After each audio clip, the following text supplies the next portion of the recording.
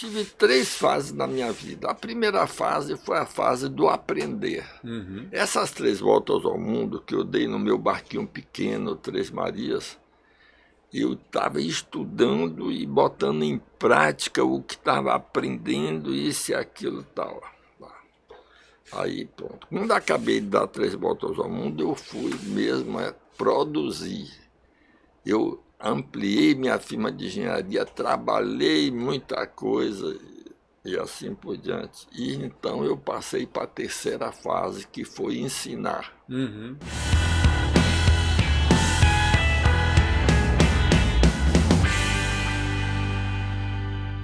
Olá, amigos do Capital Projects Podcast, eu sou o André Schoma e estou aqui para mais uma conversa aberta sobre os desafios da gestão de projetos de capital. Nós sabemos que as nossas habilidades de gestão de projetos elas podem ser testadas das mais diversas formas e hoje, dentro dessa série especial que eu estou gravando aqui em Salvador, nós vamos falar sobre projetos de navegação e projetos de engenharia offshore e o que uma coisa tem a ver com outra. E eu não podia estar mais feliz de receber aqui no canal Aleixo Belov, que é o primeiro navegador brasileiro a fazer a circunnavegação em solitário, lá na década de 1980, e que também desenvolveu soluções dentro da engenharia para projetos offshore, projetos portuários. A gente tem muita coisa para explorar aqui.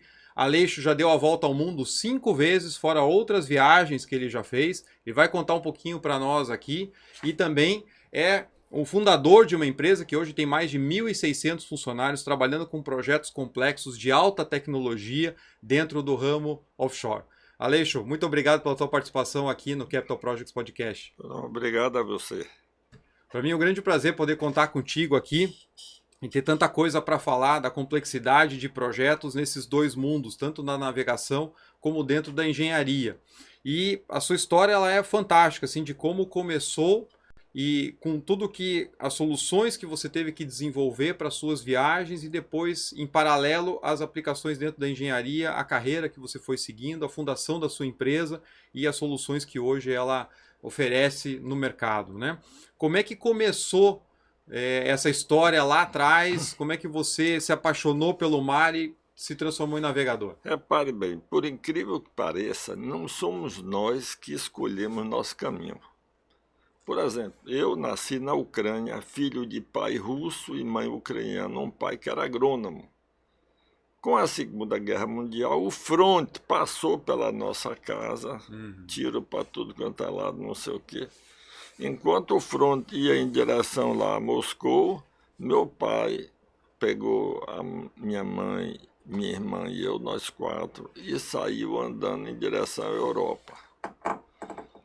E aí, pelo caminho, foi parando, parou na Polônia, na Alemanha, na Itália, e aí surgiu um programa de relocação de pessoas que se deslocaram com a guerra. E aí teve um programa de vir para o Brasil de navio. Como meu pai era agrônomo, ele disse, no Brasil tem muita terra, vamos precisar de agrônomo. Só que lá tudo já era mecanizado e aqui era tudo na base da enxada. Então ele abandonou a agronomia e foi se tornar professor de matemática, porque antes de se formar em agrônomo, ele serviu no Exército Vermelho em Moscou e de noite estudava matemática, mas nunca concluiu, porque o trabalho do Exército terminou e ele foi para a Ucrânia e assim por diante. Então, eu não escolhi onde nasci, nem escolhi onde vim parar. Cheguei no Brasil sem falar uma palavra de português, sem um tostão no bolso. Não foi fácil o nosso início. Mas a gente foi levando. O importante é que meu pai era agrônomo, minha mãe era médica, o pessoal sabia que sem educação, raras pessoas conseguem sucesso. Então nós fomos estudar. Eu, minha irmã, todo mundo foi estudar. E aí me formei em engenharia. Mas antes de formar engenheiro, quando eu tinha 16 anos, um cara que ia estudar no Itamaraty, não podia levar tudo, tinha que se mudar da Bahia, tinha um óculos de mergulho, me deu um óculos de mergulho de presente. Eu não sabia para que servia, porque naquele tempo, quando eu tinha 16 anos, hoje eu tenho 80. Não existia a televisão. Hoje as crianças veem todo mundo mergulhando desde pequenininho. Perguntei para que serve, para olhar os peixinhos. E fui com água na cintura, ali, água de menino, olhar os peixinhos e me apaixonei pelo mar. Olha só. E aí me tornei mergulhador, pescando. Uhum. Quando estava formando, os professores, sabendo que eu mergulhava, pediram para eu inspecionar um cais que tinha quebrado. Aí fui lá, quando é nada, professor, o que é isso? E aí aos poucos Olha. fui andando, quando pensou que não. Hoje eu tenho mais de 300 mergulhadores trabalhando na bacia de Campos, na indústria de óleo e gás. Fora os outros serviços que a gente faz. A gente faz concreto, submerso, injetado, estrutural. Do jeito que os outros fazem concreto em seco, eu faço debaixo d'água. Hoje a minha empresa faz solda estrutural debaixo d'água. Uhum. Porque ninguém sabia como é que soldava, mas tem gente que desenvolveu isso para aprender a soldar debaixo d'água. Os nossos mergulhadores, mandei 2 equipes para os Estados Unidos, passaram lá 45 dias 2 vezes treinando. E hoje eu tenho tanques especiais, onde eu treino pessoas, não só para mergulhar, como para soldar, para fazer qualquer coisa debaixo d'água e assim por aí. Mas não fui eu que escolhi tudo isso, eu ganhei. Nasci na Ucrânia, não foi eu que escolhi, ganhei o óculos, não foi eu que escolhi, terminei fazendo engenharia, a engenharia praticamente foi eu que escolhi. E aí comecei a trabalhar para tudo quanto é lado. Quando eu me tornei mergulhador, um dia eu fui em Porto Seguro mergulhar. Uhum. Também não foi eu que escolhi ir em Porto Seguro. Heraldo Gamalobo, um amigo, ia para lá e me chamou para ir. Uhum. Quando eu fui lá, cheguei em Porto Seguro, quando não tinha esse turismo lá, só tinha uma pousada com 3 quartos. 3 quartos? Só. Não tinha começado ainda Sim. o turismo lá. E os arrecifes de fora lá estavam cheios de peixe, mas uma coisa linda, corais, peixe, tartaruga, tudo que você podia imaginar tinha. E eu aí pensei, rapaz, o mundo deve ser todo assim, lindo e desconhecido. Eu quero é conhecer o mundo, não é só Porto Seguro. E surgiu a ideia de fazer um barco e dar a volta ao mundo. Essa ideia também eu tive porque tinha lido o livro Expedição Moana, em que 4 amigos se juntaram no veleiro e viajaram e mergulharam em todos os oceanos. Aquela ideia ficou gravada na minha cabeça, mas eu não tinha dinheiro, era estudante. Uhum. Não sabia construir barco. Não sabia fazer navegação naquele tempo, era com sextante. Pois Hoje, é. qualquer otário aperta o dedo no GPS e sabe Pronto. onde está. A gente tinha que medir a altura do sol, das estrelas em relação ao horizonte, entrar em tabelas, fazer conta. Bom, eu não sabia nada disso, nem tinha dinheiro, mas eu tinha o principal. O que era o principal? A ideia. Eu me tornei escravo dessa ideia. Ao voltar de Porto Seguro, peguei um caderno e escrevi todo um projeto de vida e fui seguindo. Olha, colocou no Tinha- papel o que No precisava. papel, por escrito. As línguas que eu tinha que aprender a falar, hoje eu falo 5 línguas. Tinha que lutar karatê para ser forte, para Olha. poder me Defender. defender. Tinha que ganhar dinheiro para poder construir o barco e assim por diante. E eu fui seguindo, mas do dia que tomei essa decisão, levou 15 anos, que mês o quê, rapaz? 15 anos até eu sair para fazer a primeira volta ao mundo. Voltando para Salvador, eu fui logo olhar os barcos que existiam aqui, não tinha nada que prestasse, mas um amigo estava, um amigo não, que não era conhecido ainda, uma pessoa estava fazendo uma escuna que ia dar a volta ao mundo. Eu me juntei. Poxa, é aí que eu vou. Trabalhei 4 anos com eles, sábados, domingos e feriados. Nunca mais Construindo a brinquei escuna. um carnaval, nada, para ter o direito de viajar com ele. Ele que ia fazer a volta ao mundo em 2 anos. Infelizmente a viagem acabou por vários motivos em 4 meses. O Olha. barco fez água, o pessoal se desentendeu, assim por diante. E a minha chance de dar a volta ao mundo não. Mais tarde eu terminei fazendo o meu próprio barco, ganhei dinheiro, aprendi a construir um barco, eu mesmo construí o barco, eu mesmo fiz a viagem, eu mesmo escrevi o livro, eu mesmo Olha, voltei. E não foi só isso, não. Eu fiz depois 5 voltas ao mundo completas, fora a viagem para a Antártica e de volta, fora a viagem para a Antártica que eu fiz no barco de um amigo, fora a passagem noroeste que eu fiz por último, que não é uma volta ao mundo, que eu subi aqui, atravessei para o Havaí, subi pelo Alasca, por cima do Canadá e desci pelo pela Atlântico. Groenlândia e o Brasil. Quer dizer, eu não fiz só 5 voltas ao mundo. Fiz 5 voltas ao mundo e muitas outras viagens. Ao todo, somado, eu passei mais ou menos 10 anos. Dos meus 80 anos, eu passei 10 anos no mar, Olha, boiando. fantástico. Boiando. E da onde veio a primeira experiência, a primeira tentativa? Foi numa escuna com tripulação e tudo. E onde veio a decisão de falar assim, não, eu vou construir o meu barco e vou fazer a primeira em solitário? Então, repare o seguinte, a primeira vez que eu pisei no barco foi quando eu vim da Itália para o Brasil, no navio. Uhum.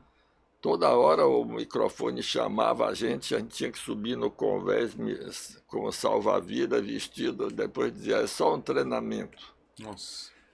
Eu vi o barco balançar muito, as gaivotas cansadas querendo sentar nos mastros, com o balanço se batiam com o mastro e caíam feridas no convés. Isso é uma das coisas que eu me lembro. E me lembro que quando ele deu uma parada na África, vinham na canoa, mergulhavam tudo que se jogava. Eu fiquei impressionado como eles tinham intimidade com a água do mar. Eu fiquei impressionado, eu nunca pensei que mais tarde eu seria um deles. Uhum, Eu me tornaria um mergulhador. Tudo que jogava Olha. eles iam buscar, mergulhavam, pegavam, entendeu? Eu não sabia que o meu destino estava ali. Bom, isso foi a primeira vez. Bom, aqui, quando cheguei em Salvador, primeiro andei de canoa, depois eu fui pescar lá em Porto Seguro, a gente andava na canoa do Índio também, depois eu andei em alguns barcos, depois eu andei nos barcos da Marinha para treinar navegação astronômica, Olha. porque eu organizei o curso de navegação astronômica lá numa sala da Politécnica. Uhum. No início foi muita gente, aí foi sumindo, no final só eu aprendi. Ninguém aprendeu a fazer a navegação. No Naquela final época era a ficaram única 2 maneira. alunos. Bom, todos 2 recebemos o diploma porque ele copiou minha prova. Entendeu? Senão não teria passado. Então eu fui preparando devagar as coisas e finalmente saí para dar a volta ao mundo sozinho. Nessa escuna, que só durou 4 meses, foi tanto aborrecimento que eu cheguei à conclusão que era muito melhor eu dar a volta ao mundo sozinho. Olha. Eu já tinha lido livros de Bernard Montessier, que tinha dado volta ao mundo sozinho, etc. Eu cheguei à conclusão que era melhor dar a volta ao mundo sozinho do que ter que administrar as intrigas a bordo. Você acredita em uma coisa dessa? Sim. Olha, acredito. Nessa brincadeira, eu dei foi 3 voltas ao mundo em solitário. Eu dei uma muito rápido, porque eu tinha muito pouco dinheiro e quando eu parava eu gastava, né? Uhum. Foi a primeira? A primeira. E também tinha medo de passear muito, perder o barco e não terminar a volta ao mundo. Tinha que fazer o caminho mais curto, mais seguro e fazer logo. E aí ganhei o diploma de ter sido o primeiro brasileiro, barco de bandeira brasileira, a fazer uma volta ao mundo em solitário. 5 anos depois fui de novo e fiz mais uma volta ao mundo. Só que enquanto na primeira eu só parei em 14 lugares, na segunda volta ao mundo parei em 45 lugares. Olha. E durou 21 meses a viagem. 21 meses. E depois eu já tinha me casado de novo, já tinha filhos pequenos. Quando o meu filho caçula fez 10 anos, eu fiz a terceira volta ao mundo em solitário. Mas os filhos vinham de avião para ficar comigo nos lugares mais bonitos do planeta para eles conhecerem. Olha. Com isso, eles estiveram na Indonésia, em Bali, na Polinésia Francesa, que era uma beleza, na África do Sul, visitamos todos aqueles animais, fomos para o Kruger Park, para aqueles lugares lá, passeamos todo outro lugar. E terminou essa história de navegar sozinho. E eu fui trabalhando na engenharia. Apliquei, como eu era mergulhador, eu desenvolvi um método de fazer o concreto debaixo d'água, como eu diria isso. Isso me ajudou muito a ganhar dinheiro, porque eu pegava obras, não eram obras grandes para esse método, eram obras pequenas, mas com o método original eu saía na frente de muita gente. E aí foi andando. E como é que funciona esse método? Vamos aproveitar o gancho aqui para conhecer um pouquinho mais desses desafios de você concretar no ambiente submarino. O que tinha de diferente? O que tem de diferente? Numa obra minha, uma plataforma bateu e quebrou um tubulão, precisava emendar. E aí eu tive aquela ideia. Eu peguei um túnel, botei um tubo dentro, enchi de brita, de água, e depois injetei nata de cimento por esse tubo com a bomba elétrica. E a nata chegou embaixo, foi expulsando a água, foi subindo, encheu o túnel todo de nata, o vazio da brita, né? Estava cheio de brita e água.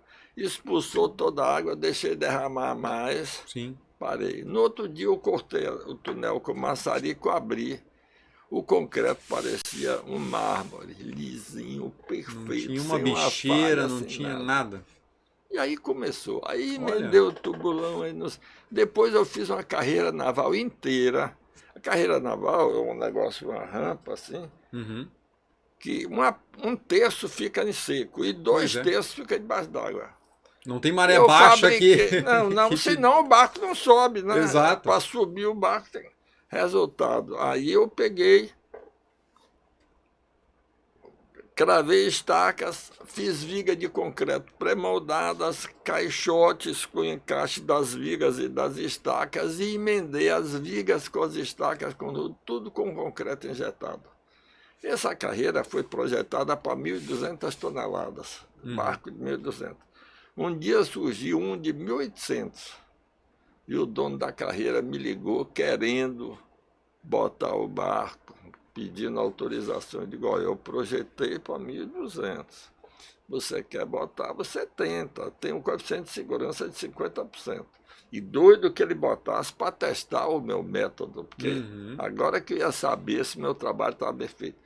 Ele botou o barco de 1.800 toneladas, não quebrou a carreira, ganhou dinheiro. O meu concreto injetado foi testado e eu fiquei muito feliz. Meus amigos, fazendo uma pausa aqui no nosso episódio, nessa série de gravações aqui em Salvador, para lembrar a todos que agora em janeiro nós vamos abrir as inscrições da primeira turma do curso GPI FEL de 2024. O curso de Gestão de Projetos Industriais com o uso da metodologia FEL, onde nós abordamos todas as melhores práticas globais de desenvolvimento e planejamento de projetos, projetos de capital, projetos de infraestrutura, projetos industriais, que precisam ser tratados adequadamente durante a fase de concepção e desenvolvimento para que você reduza os riscos da execução e alcance novos patamares de sucesso.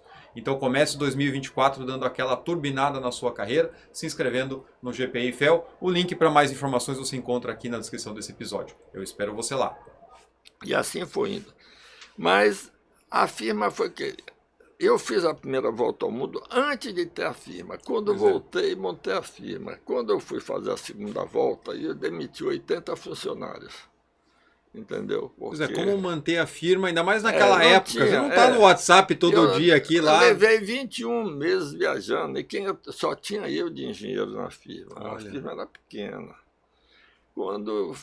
Já na terceira volta ao mundo, eu não parei a firma já estava maior, já estava faturando mais e continuei viajando sem parar. Todos os meus, hoje eu tenho 5 diretores na firma, todos os meus diretores foram meus estagiários, eu criei eles na firma. Olha que legal. Todos foram meus estagiários. Hoje eu viajo, quando eu volto, a firma está maior. Bacana. E aí a vida continua. E o seu trabalho no mar, você acha que ajudou nessa formação de time, de equipe, do crescimento da firma? O que o navegador trouxe para dentro da engenharia? Uma coisa que ajudou muito é assim, que eu nasci na União Soviética no tempo que era um país socialista, um país comunista. O tratamento que eu vi meu pai como agrônomo dando aos operários e às outras pessoas, entendeu? Sempre era numa condição de igualdade. Nunca falou com arrogância. E eu herdei isso. Com isso eu me tornei irmão de todos os meus operários. E isso deu uma diferença retada, porque a minha equipe veste a camisa e luta pela firma como se fossem donos da firma. Uhum. E isso eu acho que foi uma coisa que influiu a maneira de tratar, de se relacionar, de transmitir o que sabia e o que queria que fosse feito. E isso me deu um diferencial. Muita gente diz, rapaz, isso é que trabalha, se esposa. Eles fazem isso porque querem, eu não obrigo. Sim, sim. Às vezes eu me pergunto por quê, que aos 79 anos, faltando alguns meses apenas para completar 80, eu poderia muito bem ficar em casa, sentado na poltrona, navegando na internet, aí eu veria os esquimós, os gelos, os ursos brancos, tudo. Não precisava fazer essa viagem complicada. Acontece que eu não aceito viajar só com a cabeça. Eu resolvi trazer o corpo. Mesmo esse corpo cansado, eu resolvi trazer ele para essa viagem. Olha que legal. E voltando para a parte das viagens, né? A gente fala muito da gestão de projetos. Para você programar uma rota, construir o barco, decidir o que vai a bordo ou não, porque tudo isso influencia, é custo, é peso, é o tempo que você vai ficar, né? Você tinha recursos muito limitados. Você precisa ler os livros de outras pessoas que navegavam. Aprender com lições dos outros. É claro. Depois, quando aparecia algum barco à vela, enquanto, por exemplo, o cara que estava fazendo a escuna, eu levei 4 anos ajudando a ele, né? Mas eu era aprendiz naquele tempo. Naquele tempo, todo barco à vela que aparecia em Salvador, eu ia lá visitar. Convidava o pessoal, vamos em Salvador, vou mostrar a cidade para vocês, para ter direito de fazer algumas perguntas e ir aprendendo como eles conseguiram fazer aquilo. Porque parecia uma coisa impossível. Pois é. Mas eles estavam fazendo. Aí eu fui amadurecendo. Viajei com um bocado de gente. Esse meu livro, Minhas Viagens com Outros Comandantes, contam justamente as viagens que eu fiz em outros barcos antes de ter dinheiro para comprar o meu, antes de me tornar capitão amador, antes. Isso era tudo um processo que estava no plano de vida. Finalmente eu construí um barco que deu 3 voltas ao mundo e não quebrou. Quer dizer, tudo quebra um pouquinho, sim, mas não quebrou a ponto de inviabilizar e parar a viagem, como outros barcos pararam tantas vezes. E depois eu tive 3 fases na minha vida. A primeira fase foi a fase do aprender. Essas 3 voltas ao mundo que eu dei no meu barquinho pequeno, 3 Marias, eu estava estudando e botando em prática o que estava aprendendo, isso e aquilo e tal. Aí pronto. Quando acabei de dar 3 voltas ao mundo, eu fui mesmo produzir. Eu ampliei minha firma de engenharia, trabalhei muita coisa e assim por diante. E então eu passei para a terceira fase, que foi ensinar. Aí que veio a Fraternidade. Eu tinha ganho algum dinheiro, aí eu construí o Fraternidade. Que é um veleiro escola, para quem está nos acompanhando. Escola, entendeu? Fraternidade, estava num barco de 21 metros e meio, pesando mais de 80 toneladas. Olha. E eu tinha aprendido muito com Oleg Belly, que tinha um barco um pouco parecido com esse, não era igual, mas era parecido. Foi com a pessoa que eu mais aprendi, a pessoa que eu fui para a Antártica uma vez com ele, e assim por diante. Aí eu peguei, naquele tempo, eu nunca desenhei em computador, peguei papel vegetal e em 5 folhas de papel eu fiz o projeto desse barco. O projeto é seu 100%. Não, não é bem assim. Eu não sou engenheiro naval, mas eu estudei tanto o meu problema que eu Uhum. entendia mais certos assuntos, eu entendia mais até do que os engenheiros navais. Sim, Não já tinha para passado quantos fazer. meses navegando. Isso, entendeu? Então eu desenhei e entreguei a Cabinho, tem um cara que fazia projeto de barco lá no Rio, para ele desenhar no computador meu barco. E uma coisa que eu não sabia fazer era as curvas do casco. Uhum. Porque isso tinha que ter um software e tal, todo mundo estava desenhando isso para o computador, entendeu? Podia desenhar na mão, é claro, que antes era na mão. Sim. Mas então, e aí ele pegou, desenhou o barco baseado nessas minhas 5 plantas que eu dei a ele. Mas a construção do barco foi devagar. Quando eu comecei, eu só tinha o dinheiro para fazer a metade do barco. Então eu fui andando devagar e fui ganhando mais dinheiro. E Uhum. toda vez que eu fazia barco, eu ganhava dinheiro. Porque você precisa entender, quando você faz aquilo que você sonha, você cria um carisma. Você consegue convencer as pessoas, você fica com energia. Então, no instante, eu ganhei o dinheiro e fiz. Mas mesmo assim o barco era muito grande e Uhum. precisava refletir, analisar, escolher os materiais e ir fazendo devagar. Levou 5 anos para construir esse barco. 5 anos. Mas tudo que eu tinha desenhado, ou quase tudo, à medida que o tempo foi passando, eu fui mudando, porque eu tinha descoberto outras coisas, aprendido mais. E eu passei esses detalhes para o cara que fez o desenho, para ele introduzir no desenho. E ele disse que não, só você me pagando extra. Nunca mais mandei nada para ele. Eu mesmo fiz tudo. E depois do barco ficar pronto, paguei uma passagem aérea para ele vir ver o barco pronto e tirar 300 fotos dos detalhes que eu tirei, porque o que eu tinha desenvolvido eu não queria só para mim, não. Esse conhecimento Olha, eu queria que ficasse para todos. olha que interessante. Então, e aí foi fazer a viagem. Um amigo meu tinha um blog sobre negócio de vela e tal, assim por Uhum. diante. Ele escreveu que eu estava selecionando alunos para dar uma volta ao mundo no veleiro Escola Fraternidade, quando ele ficou pronto. Resultado. O resultado foi muito simples. Em uma semana recebi 150 currículos. Aí que foi a dificuldade, como é De que selecionar. isso, selecionar entre 20, tudo bem, agora em 150, bom, terminei selecionando, acertei uns sim, outros não, a maioria mentia muito nos currículos, e tinha gente que já sabia fazer tudo pensando que eu ia chamá-los, então como o veleiro era a escola, Escola. quem já sabia, claro que não precisava vir. Uhum. E com isso eu fiz 2 voltas ao mundo, completas nesse veleiro escola com alunos. Um quarto de volta ao mundo ia trocando a tripulação. Uhum. Alguns ficaram para dar até a volta completa, assim por diante. E eu posso dizer que já ofereci mais de 60 vagas a alunos que viajaram comigo pelo mundo. Nenhum pagou um centavo. Olha Eu só. paguei todas as despesas. Para alguns que eram muito duros, eu paguei até a passagem aérea. Olha. Entendeu?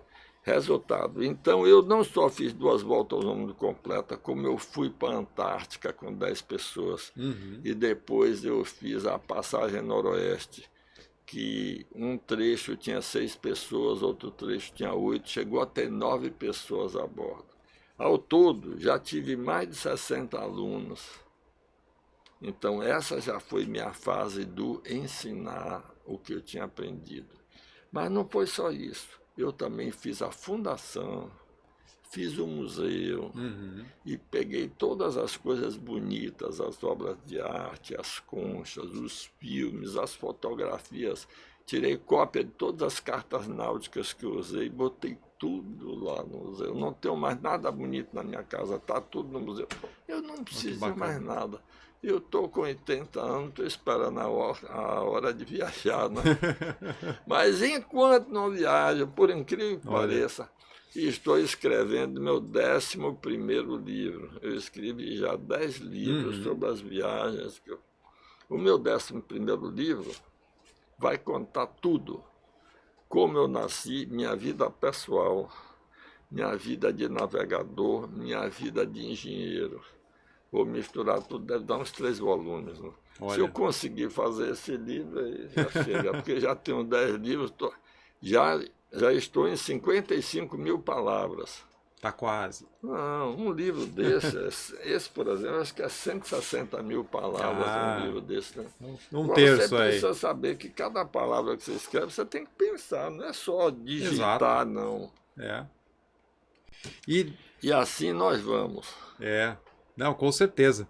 Desses aspectos das viagens em si, assim, o que era mais difícil de planejar para você lá no início, com uma experiência acumulada com outros comandantes e tudo, mas ia sair em solitário a primeira vez, a segunda vez. O que... Pelos livros que eu tinha lido, eu acho que eu sabia o dobro do que precisava. É. Nunca gastei a metade do que tinha aprendido. Uhum. Porque agora, o principal é o seguinte, primeiro o barco tem que ser bem construído, porque se o Sim. barco quebra, você pode quebrar no meio do oceano e ficar boiando ali. Você saiu na Então, primeira sem rádio e sem bote, não foi? rapaz, não tinha dinheiro. Hoje a Marinha não deixava eu sair do cais. Uhum. Saí sem balsa salva-vida, sem rádio, só tinha 2 sextantes, um Pois é. cronômetro e acabou, entendeu? E passou E por cartas náuticas. A as Marinha me cartas, deu né? as cartas náuticas todas. Porque quando eu fui aprender navegação astronômica, eu fui na Capitania dos Portos, conheci um cara lá, um comandante. Ele era hidrógrafo, por sorte. Porque tem uns que são especialistas em arma, outros são Uhum. especialistas nisso, naquilo. Ele era hidrógrafo, justamente que sabia fazer navegação. Então deu um curso de 8 meses para a equipe do cara que estava fazendo a escuna. Que no início tinha 8, 10 pessoas frequentando, depois mudou para 5, para 3. No final fiquei eu e o comandante. O comandante estava muito ocupado. Claro, ele preparando essa viagem sem nunca ter navegado antes. Olha. Só aqui na Baía de Todos Santos. Uhum. Ele estava atolado até aqui, então terminou que ele não aprendeu a fazer navegação astronômica. Só eu aprendi, mas ele copiou minha prova e nos dois tiramos a carta de capitão amador. Ele tinha noções, mas Uhum. aprender para fazer. Tanto que quando eu saí do barco dele, ele vendeu o barco e. Mas vendeu porque não queria Não queria navegar mais, mais. porque não faltava gente que soubesse Aham. fazer navegação que ele podia contratar. Sim. E assim foi a vida, Que entendeu? situação que o senhor passou no mar que foi assim, poxa, essa foi tensa, essa não estava esperando o que Rapaz, eu tenha. passei algumas situações difíceis, mas pensar que estava perdido mesmo, só me lembro uma vez que eu É? achei que estava perdido. Eu tinha, minha mulher, a segunda mulher já tinha estado comigo em Aden, no Iêmen do Sul, e eu tive que levar ela no aeroporto. Então não saí cedo do porto, sempre saí de manhã cedinho. Uhum. E eu tinha que andar um pedaço e depois entrar pelo Mar Vermelho e subir para sair lá no Egito, no Mediterrâneo. E aí eu não pude dormir na saída do porto porque tinha muito navio já, porque ali vai Vai afunilando. afunilando, né? E aí eu disse, não tem nada não, amanhã eu durmo. Aí eu fui. Aí entrei pelo estreito de Bab el-Mandeb, que eu não consigo esquecer esse nome nunca, que é justamente onde você entra no Mar Vermelho. Uhum. E aí você entrei. Quando cheguei lá dentro, ali tinha um canal de Suez, que era bem balizado, mas estava assim de navio. E do lado eram milhares de ilhas pequenas, arrecifes, pedras, o Nossa. diabo. E eu não tinha dormido. Se eu tivesse acordado, eu podia ir pelo canal dos navios, evitando os navios, só que eu não tinha dormido. Resultado, eu não tinha saída. E aí bateu um temporal, rapaz, o maior temporal que eu já tinha pegado. E eu fui andando, evitando uma ilha, evitando outra, evitando outra. Se eu batesse numa ilha daquela encalhaça, eu estava morto. Essas ilhas não tinham uma folha, não tinha uma gota d'água. Uhum. Mas felizmente o temporal foi tão forte que deu tempo de passar por tudo isso antes de escurecer, rapaz. Olha. Mas você vê, às vezes o pior passa a ser melhor. Acaba ajudando. E aí eu escapei. Olha só. Mas eu me considerei perdido. Tinha aceito que não tinha Poxa, saído. aqui não vou sair. E teve outras dificuldades, sempre tem. Uhum. Sempre tem dificuldade, mas... E como é que era a sua maneira, como que é a sua maneira de encarar esse tipo de dificuldade? Porque você se colocando, se lançando numa viagem como essa, você sabe que imprevistos vão acontecer, nunca é possível você prever tudo e vai ter que lidar com cabeça fria, Rapaz, não, o cara tem que aceitar, não tem escolha. Quando você não tem escolha, já está escolhido. Uhum. Não dá para lutar contra algo que, né, vou brigar com a tempestade e não resolve. Você pode, claro, o vento vai aumentando, você vai reduzindo as velas, você não rasga. Se o temporal aumenta, você arreia tudo. O barco balança muito, se o barco é bom, sobrevive, senão afunda. Você tem que aceitar, você não tem escolha. Tem que lidar com o contexto, né?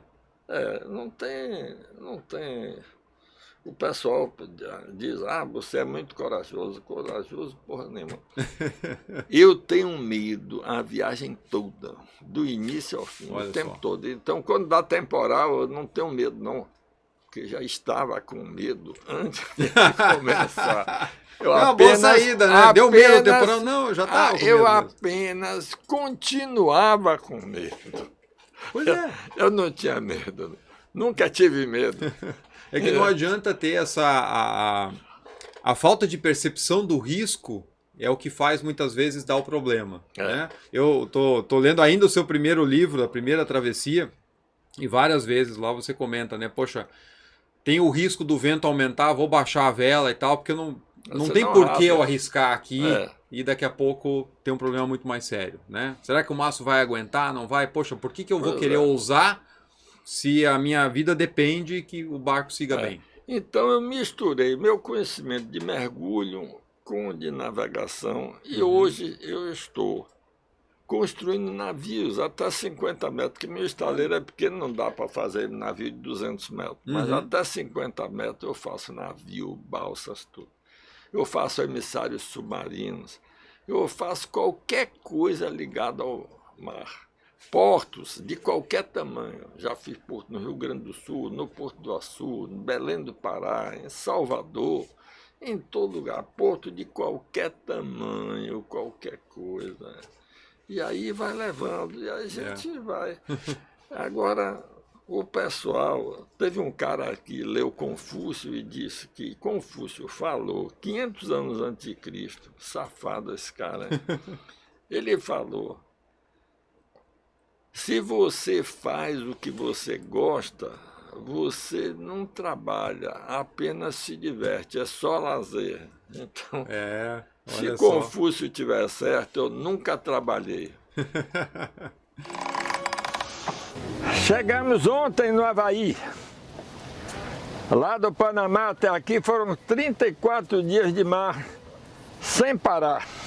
Tem que montar agora o aquecimento do ambiente.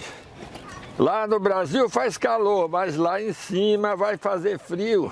Bacana. Eu estava dando uma olhada no portfólio de serviços da sua empresa, a parte de inovações de energia para rebocadores, a parte de solda, que você comentou, concreto, etc. E fiz agora 2 rebocadores híbridos. Híbridos?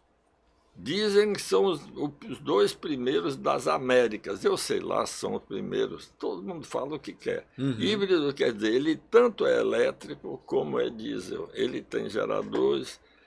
Enquanto ele anda no diesel, carrega as baterias. Depois ele pode desligar o motor diesel, andar na bateria e assim por diante. Então eu fiz 2 rebocadores, estão trabalhando lá em Belém do Pará. Olha. Entendeu? Estão trabalhando, empurrando balsas de soja, dia e noite, sem parar. E há muito tempo que a gente faz mergulho na Petrobras, na Bacia de Campos e tudo. Não só na Petrobras, as 10 empresas internacionais que trabalham lá, todo mundo é nosso cliente. Sim. E tem outras empresas de mergulho também trabalhando lá. Então, a gente trabalha para esse pessoal todo. Então, começou assim. Primeiro, a gente tinha containers à prova de explosão, porque você não pode ligar um motor elétrico em cima de um convés, de uma plataforma que Pois tem é. gás da própria. Então era assim, eram contêineres à prova de explosão, com os equipamentos de mergulho dentro, e as pessoas mergulhavam para atender aquela plataforma. Uhum. Quase sempre ficavam sem serviço, porque não era Pois é. todo dia que tinha coisa para fazer embaixo. Às vezes Um tinha muito custo serviço, às altíssimo, vezes não. né? Treinamento, E equipamento e aí tudo. foram surgindo novas tecnologias e a plataforma de petróleo estava lotada, não cabia mais nada. Aí a Petrobras teve a ideia de tirar o mergulho de cima da plataforma, botar o mergulho no navio. Então esses contêineres saíram, criou espaço na plataforma e não é só isso. Um navio com essa equipe agora atendia 3 plataformas. Sim. Porque 1/3 do tempo trabalhava com um, trabalhava com outro. E aí a primeira vez nós se juntamos com a firma que fez um navio desses, de 40 e poucos metros de comprimento, e a gente instalou todo o equipamento de mergulho e ficou trabalhando na Bacia de Campos. A firma faliu. Eu tive que comprar o navio na mão do banco Uhum. e continuei sendo dono do navio, quer dizer, sócio do banco, e do equipamento de mergulho. O negócio deu bom, resultado, eu construí 2 navios nossos do início, muito mais bem feitos, grandes, e estão trabalhando na Bacia de Campos. Uhum. E tem um que é de outra empresa, que eles fazem a parte de navegação e nós a parte de mergulho. Entende? E assim está indo. Então eu terminei fazendo navio, porque eu quis encomendar esses navios aos outros, mas aí tive a ideia de fazer, por sinal saíram muito bons. Não ia Estão atender funcionando. exatamente a necessidade, com todo o conhecimento de quem com as próprias mãos construiu veleiros. Mas o veleiro, a técnica do veleiro é uma técnica, mas esses rebocadores têm Sim. outras coisas. Mas meus engenheiros, ex-estagiários, hoje diretores, assim por diante, fizeram também curso de naval um pouquinho. Contratei também um engenheiro naval, entendeu? E juntamos tudo. E o pessoal não tem preguiça de estudar. O que a gente não sabe, a gente aprende. Isso aí. Se você só for fazer o que você já sabe, você não faz nada, porque você começa sem saber nada. Para onde é que você vai? A gente é acostumado a estudar os problemas, procurar soluções, e às vezes soluções originais. Baseado nisso, nós estamos vivos. Isso E aí. agora eu estou com 80 anos, eu estou fazendo uma reformazinha no meu barco, porque toda viagem tem algumas coisas. Tinha um eixo lá que estava vibrando muito, estava empenado, eu estou consertando em alguma coisa, e não sei se eu vou viajar de novo ou não. Talvez eu viaje de novo, não sei, mas por enquanto resolvi escrever o livro contando tudo. Minha vida pessoal, minha vida de navegador, minha vida de engenheiro. Bacana. Vamos ver se... Eu ainda estou no primeiro volume, 50 mil palavras só, 55 mil. Muito E bom. vamos ver o que é que vai acontecer. O meu futuro, eu não sei porque. Eu descobri que todos os caminhos que eu tomei, eles se abriram na minha frente. Não fui eu que escolhi. Eu não escolhi ser mergulhador, não escolhi ser engenheiro de porto, não escolhi. Mas depois que me apaixonei, fui escravo da minha paixão. Foi minha paixão que mandou em mim. Eu não sei. Tem coisa melhor, né? Pô, trabalhar com aquilo que você ama. E dentro hoje do nosso cenário aqui no Brasil, com a explosão de projetos do pré-sal, trouxe muitos outros desafios, não só em volume de operações e projetos, mas desafios técnicos também, Claro. que exigem esse aprimoramento constante. Né? Aonde que você tem visto que a tecnologia está evoluindo, que os métodos estão evoluindo dentro desse mercado? Rapaz, uma das coisas é essa, por exemplo, que tirou o mergulho de cima da plataforma, mas isso não é tecnologia, é administração do espaço, entendeu? Mas os equipamentos têm mudado sem parar. E cada contrato, olha, os primeiros contratos que eu peguei de fazer mergulho na Bacia de Campos, eu fiz com os equipamentos.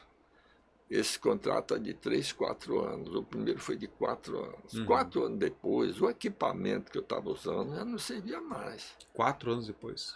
A Petrobras já exigia tantas coisas, aproveitava a metade, não era tudo, Sim, não sei, sim. entendeu? Mas Mas vai tinha evoluindo. mais 50% já era de outro tipo, com outra qualificação, com outra e assim por diante. Os navios que eu fiz para mergulhar com a equipe de mergulho, eu fiz os navios, um deles mesmo, esse primeiro, que não fui eu que construí, foi o cara que foi meu sócio no negócio e que faliu, eu comprei o navio. Uhum. Nem o navio não prestou mais. Nem o navio. É porque a Petrobras exigiu botar tanta coisa em cima que ultrapassou o peso em relação ao volume. Resultado, eu tive que pegar o navio e jumborizar o navio. Acabei de jumborizar o navio para poder botar ele para rodar. Olha. Então é assim o tempo todo. Uhum. Antes não se fazia solda debaixo d'água. Pois é. A gente treinou essa solda debaixo d'água, a gente não inventou. Já existia tecnologia nos Estados Unidos, mandamos a equipe para lá, treinamos, aprendemos e hoje parece que é a única firma no Brasil que faz solda estrutural debaixo d'água. Fazer solda muita gente faz, agora solda estrutural atestada. Né? Então existe bastante tecnologia aí, entendeu? Bastante tecnologia. E os equipamentos de mergulho, as máscaras faciais, as seguranças, em tudo, tudo tem evoluído muito.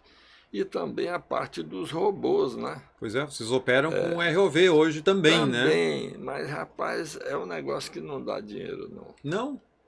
De vez em quando você perde um.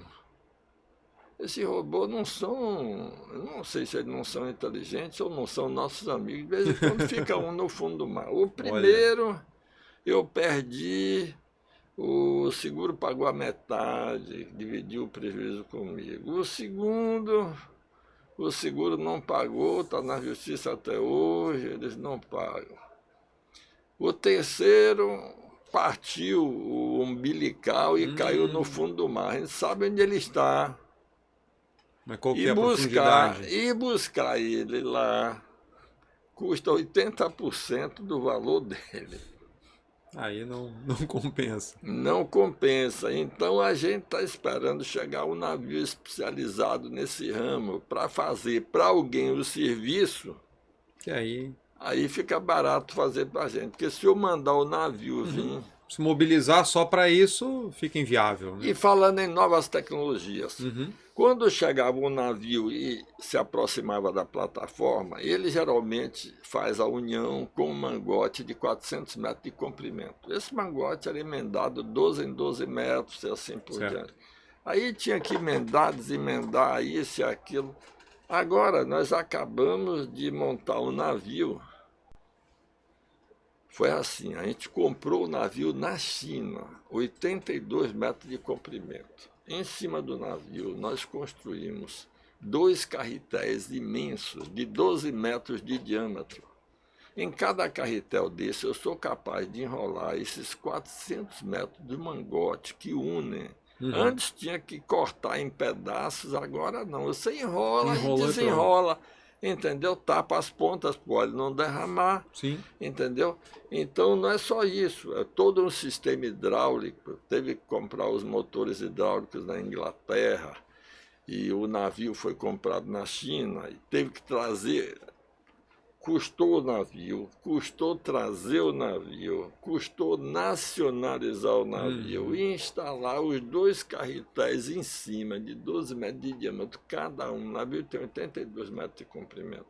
E instalar 2 guindastes hidráulicos, um de cada lado, para operar esse negócio.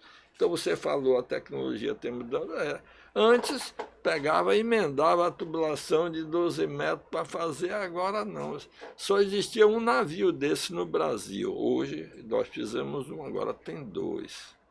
E toda hora o Petrobras está contratando novos serviços. E não tem um contrato que eu termine que pegue o próximo que não tenha que mudar parte do equipamento, das instalações e às vezes até do navio. Uhum. Sempre tem novas adaptações que são necessárias ali. Porque Melhorias, eles vão exigências, descobrindo requerimentos. as coisas e a próxima concorrência já é diferente. Quer dizer, você não pode investir muito numa coisa assim só, porque na próxima vez pode ser que aquela peça sobre. Uhum. Entendeu? Se fizer algo muito específico, por mais que... Não, agora custou caro, mas eu vou operar por 10 anos. No próximo ano já muda o requisito, já tem que adaptar de novo. O contrato é 3 a 4 anos para esse tipo de coisa, entendeu? E nessa mudança, Petrobras não alisa. Ela descobriu que tem um negócio que é melhor, já bota a próxima concorrência, você que se vire. Se você fez a conta que você vai pegar 2, 3 contratos desses com esse equipamento, você está bem enganado. Já era. Mas estamos vivos. É isso aí. Interessante ver, né, como as coisas vão evoluindo e o nível de complexidade vai aumentando junto. Então, para cada nova solução, sempre surgem novos desafios também, né? Claro. E isso requer aquilo que o senhor trouxe aqui desde o começo. A necessidade de estudo, de olhar os problemas de maneira diferente, de realmente ter a vontade de resolver o problema, como foi o seu primeiro plano lá atrás, né? Não, eu quero fazer isso. Poxa, mas para dar a volta ao mundo, o que eu preciso? Poxa, eu preciso aprender karatê, eu preciso aprender tantas línguas, eu preciso aprender a navegar, eu preciso aprender a navegação astronômica. E precisava construir um barco, porque comprar o barco pronto era muito mais caro. E tinha que construir um barco que aguentasse fazer a viagem. Tem gente que sai daqui para ali e quebra o mastro. Deixa eu... Onde é madeira aqui? Deixa eu bater aí na madeira, porque ninguém está livre disso. Eu, outro dia, estava pensando, estou com 80 anos, já fiz 5 voltas ao mundo completas, fora outras tantas viagens grandes e importantes, e nunca morri no mar. Se eu sair de novo, será que vale a pena eu sair? Ou vamos garantir essa festa? Porque de repente, na próxima eu não volto, entendeu? Não dá para subestimar os riscos por mais experiência que se tenha, né? Às vezes com mais experiência... Quanto mais você arrisca, maior a chance de você ganhar na loteria, entendeu? De um lado ou do outro, né?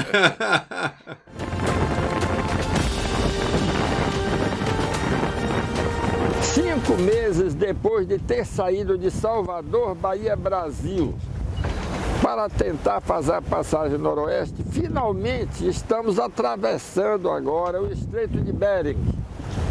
De um lado está o Alasca, os Estados Unidos. Do outro lado está a Sibéria, que daqui estou vendo. E vou me aventurar nos mares do mundo, dessa vez nos mares mais gelados possíveis.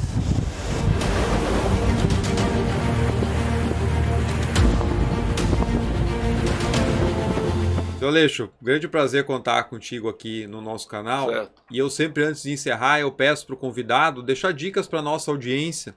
E o senhor traz tanta coisa com base na sua experiência de vida, nessa visão de, poxa, perseguir o sonho, trabalhar pela paixão, seja ela qual for, dentro do trabalho, dentro de uma atividade que eu gosto de fazer, enfim, dos meus sonhos de carreira, de vida, de família, etc. Que dicas que o senhor deixa para o nosso público que pode se inspirar tanto em tantas histórias? Repare bem, quando a paixão é grande, o cara não faz nenhum esforço para seguir. Ele, contrário, ele não consegue escapar. Então o pessoal pensa que eu me esforcei para fazer isso. Não. Eu não consegui, foi escapar. Essa minha paixão foi como uma doença, entendeu?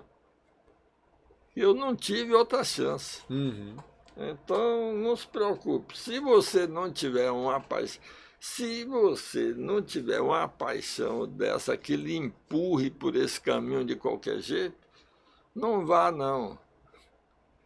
Mas se a paixão tomar conta de você, você vai mesmo que não queira, porque você não manda na sua vida. Às vezes eu acho que quantas vezes eu estava no mar na maior dificuldade, com medo que acontecesse isso e aquilo, depois surge alguma coisa na cabeça, parece que é um alienígena que entra dentro de mim, perde o medo de tudo e toma aquela decisão e eu meto as caras, daqui a pouco ele some e eu fico na merda de novo. É assim, rapaz. Sabendo encarar os desafios, os pontos que são impossíveis de serem previstos, lidar com o contexto, né, como tanta gente falou Então aqui. eu digo a vocês que navegar é possível. Agora, tem que dar a sorte que eu dei. Eu não posso garantir quem vai estar a mesma sorte ou não. Sim, sim. Entendeu? Muito bom. Onde é que está escrito isso? Cadê aqui? Cadê meu óculos?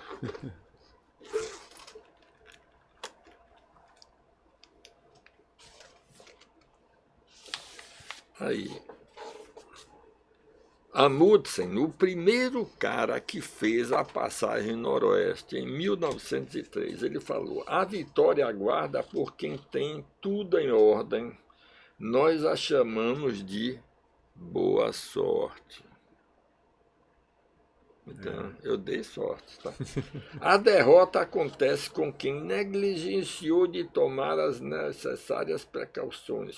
Nós a chamamos má sorte. Ronald Amundsen, comandante do JOA, primeiro barco a conseguir fazer a passagem noroeste, de 1903 a 1906. Ele fez a metade, depois parou 2 anos, ficou vivendo com os esquimós para aprender a viver naquele clima e depois concluiu.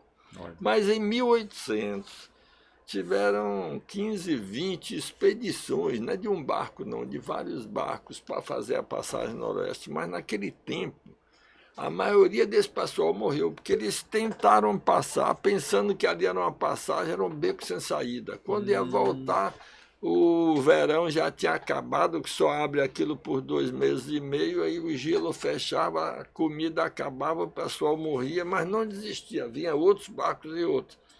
Eu não quero, de sorte, de forma nenhuma, me comparar com esse pessoal, porque eles iam naquele tempo sem ter as cartas náuticas. Hoje, quando eu vou, já sei onde tem passagem, onde é beco sem saída. Eles não sabiam.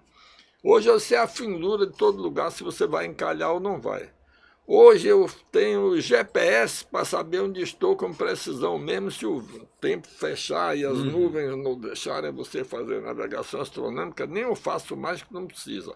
Eu tenho 2 GPS grandes e 4 pequenininhos. Só isso. E ainda tem mais. Eu tenho a previsão do tempo e tenho a fotografia do satélite. Então os heróis são aqueles caras que foram e a metade deles toda morreu. Nós somos apenas os filhos da tecnologia, entendeu? Agora, tem que usar correto, né? Sim.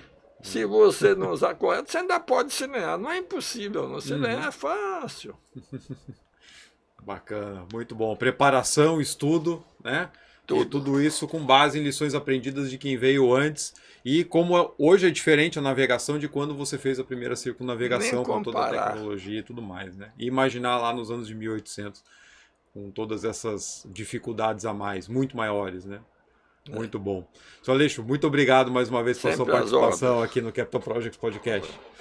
Gente, olha que bacana, quantas histórias inspiradoras, quantos projetos de vida que a gente tira ensinamentos para levar para todas as áreas, né? Como o Aleixo comentou aqui, quando a gente trabalha com paixão, faz algo com paixão, ela te empurra, ela te leva, você vai chegar no teu objetivo de uma maneira ou de outra, ela vai te levar, ela vai te carregar. Quanto que a gente consegue aprender com essas experiências e veja quanta coisa rica não só nesse tipo de projeto, mas na engenharia que a gente trouxe aqui também, como essas coisas andaram casadas no papo de hoje. Eu tenho certeza que você curtiu aqui a nossa conversa. Quero lembrar mais uma vez que agora em janeiro abre a nova turma do curso GPI FEL, Gestão de Projetos Industriais com o uso da metodologia FEL. Então fique ligado nos links aqui desse episódio para não perder nada. Quero agradecer mais uma vez aos membros do canal que se inscrevem lá e contribuem mensalmente, que proporcionam essa série, por exemplo, aqui em Salvador, gravada em estúdio. Os membros que estão aí contribuindo para que o canal alcance voos cada vez maiores. E obrigado a você que acompanhou esse episódio até aqui. Eu vejo você na semana que vem. Um grande abraço e até a próxima.